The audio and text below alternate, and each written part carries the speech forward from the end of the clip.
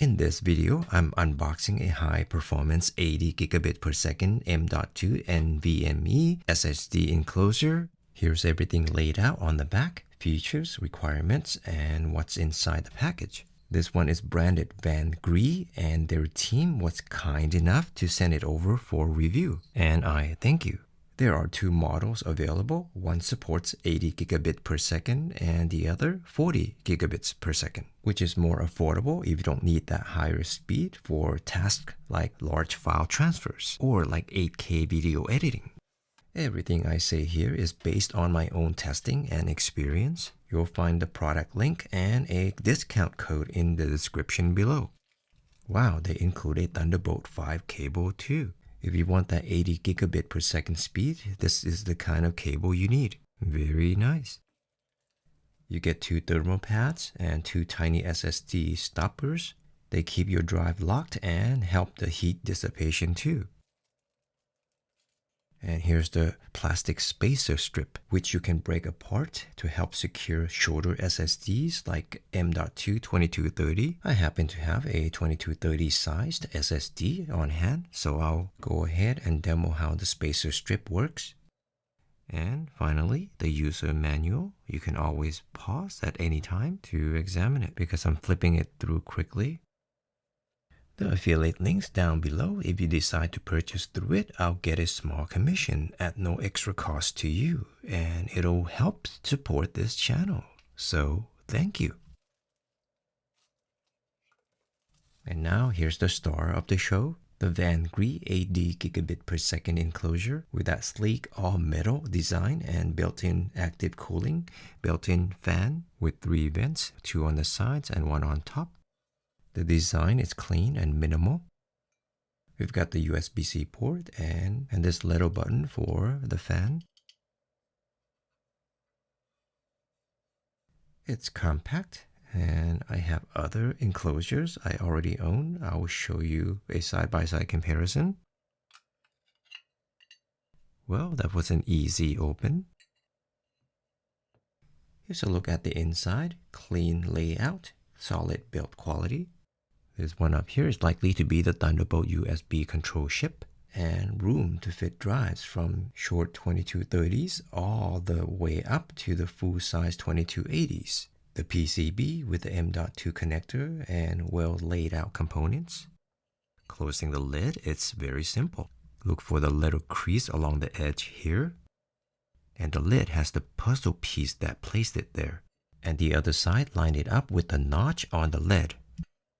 But before, I was wondering why this lid locks in so tightly. It's got these spring-loaded ball bearings. They pop into place and hold it snug without needing screws. Unlike my other one, and you'll see.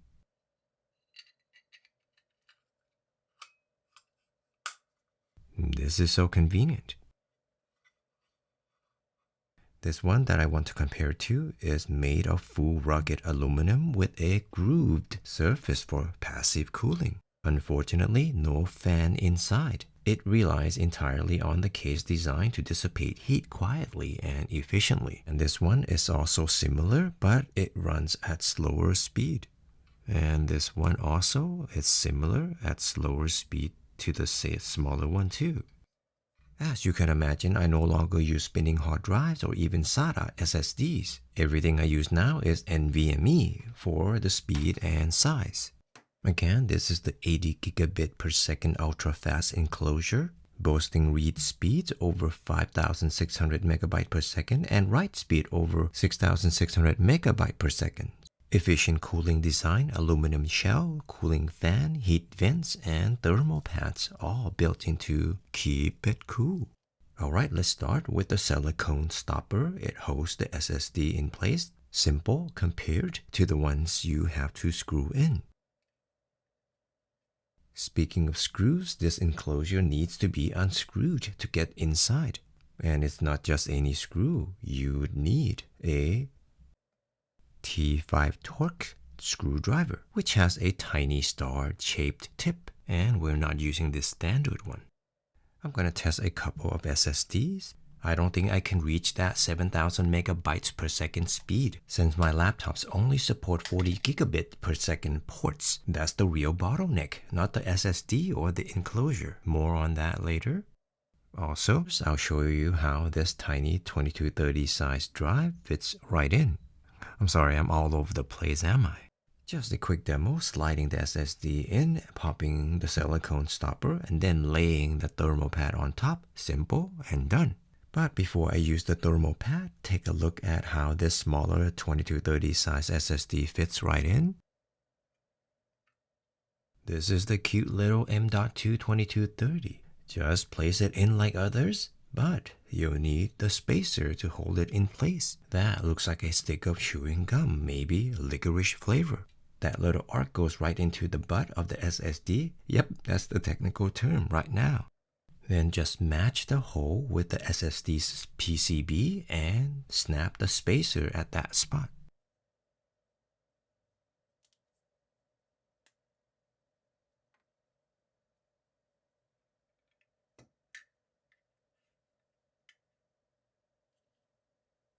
Fit in the stopper on the chewing gum. And then push in the stopper. Finally, cut the thermal pad to about the length of the SSD and place it right on top to help dissipate the heat. Removing anything from here is so easy, like taking a gum from a baby. Wait, baby cannot chew gum yet. Now, finally, let's actually do a speed test and see what this setup can do. And here are the specs of this SSD. How easy is that, installing it? And the thermal pad, I'll use the 1mm. Yeah, it comes with 0.52, but the thicker one should give better contact and help transfer heat more efficiently. This thermal pad is soft and bendy, feels like a flat noodle that has already been boiled. Just sticky enough to hold on to the SSD like it knows where it belongs.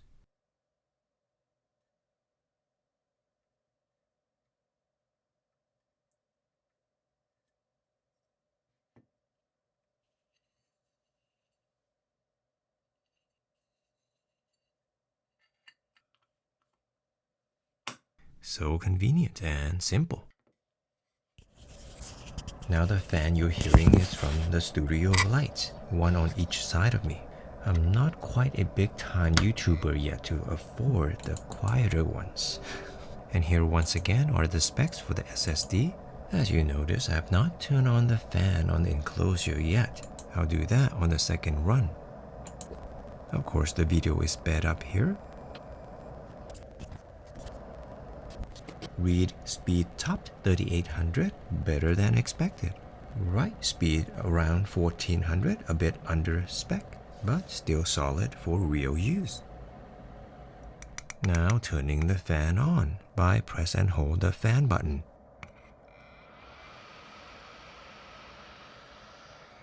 Don't forget the mics are right next to it, so it sounds louder than it really is.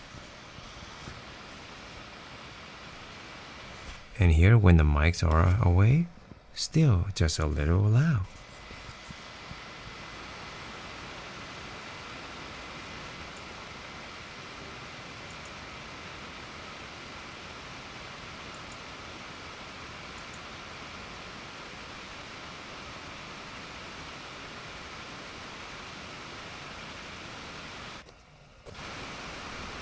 I promise I'll stop using the mics in a little bit.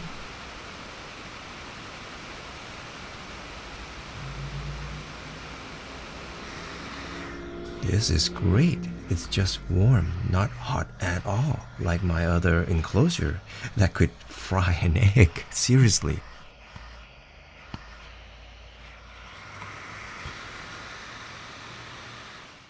Wow, this is just mildly warm to touch, not scorching hot like some other ones I've used. I promise I'll stop using the mics in a bit. They're just annoying.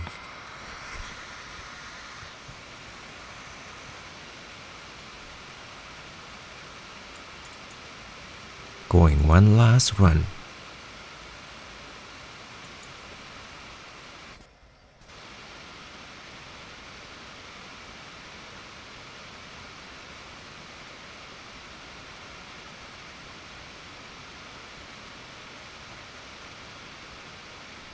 Okay, no more wireless mics. I apologize. Let's compare that to this more affordable enclosure. It doesn't have a fan, so let's see how it handles the heat.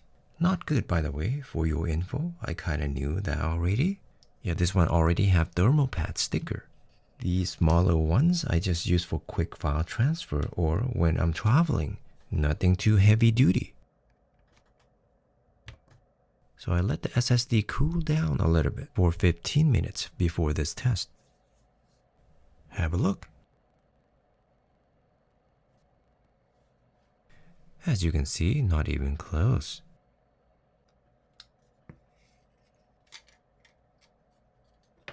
Now for the one that I have been using often, actually every day. Have I found the replacement today? You'll find out. While this one does come with a built-in heat sinks and thermal pads to help with cooling, it gets so hot.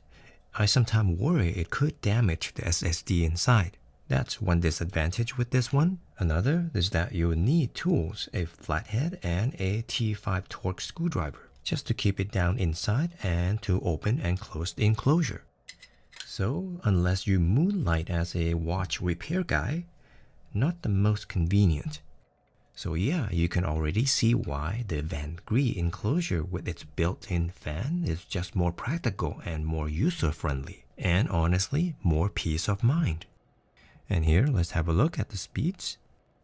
I don't expect to see much difference because we're still using the same SSD and it's still plugged into the same USB 4 port on the same laptop. But what I'm really looking at here is how it handles thermal performance under stress. Yeah, this is already the temperature of the surface of the sun. It doesn't matter which SSD, I've had moments where after it gets hot for a while, especially when I'm scrubbing through the timeline in video editing, it sometimes starts to stutter and get laggy. Not fun when you're trying to get work done. So I've tested more SSDs, including the ones I have here, the crucial 4TB one. But now I'm really eager to test this beast, my fastest one yet, the 4TB WD Black SN7100. So even though this is an 80 gigabits per second enclosure and my WD Black is rated up to 7,000 megabytes per second, I don't expect to see those speeds here. Real world performance depends on a lot more, like your laptop's USB 4 or Thunderbolt port, the SSD itself, the enclosure's internal chipset, cable quality, and how well everything stays cool. By the way, this test is when the fan is off. Compared to the Kingston, the WD Black is faster across the board. Well, pretty much. Now with the fan on, and I'll wait 5 minutes. Now running the test with the fan on.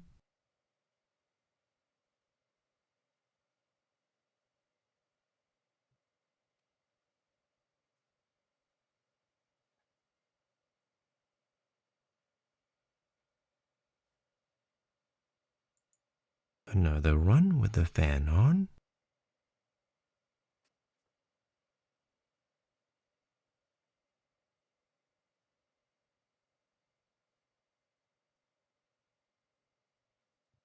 And here are the results and for comparison of the previous tests. And this enclosure is not hot. At the end of the day, this VANGREE enclosure just works. It's fast, it stays cool thanks to the built-in fan, and it saves time, no tools, no overheating, no fuss. Oh, and what about downsides? Yeah, have a listen.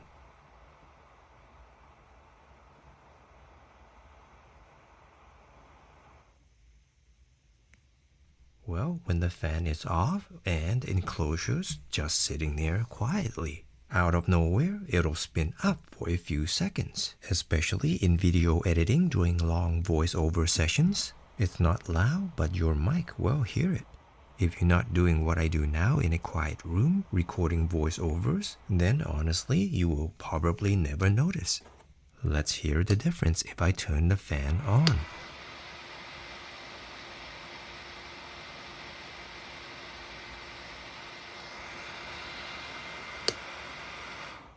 Seriously, for everything else, editing, file transfer, even working off the drive, this VANGREE enclosure is solid.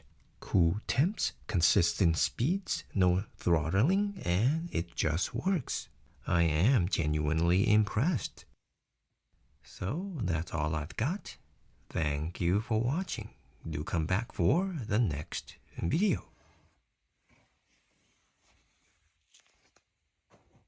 Ouch, ouch, ouch, ouch, ouch, ouch.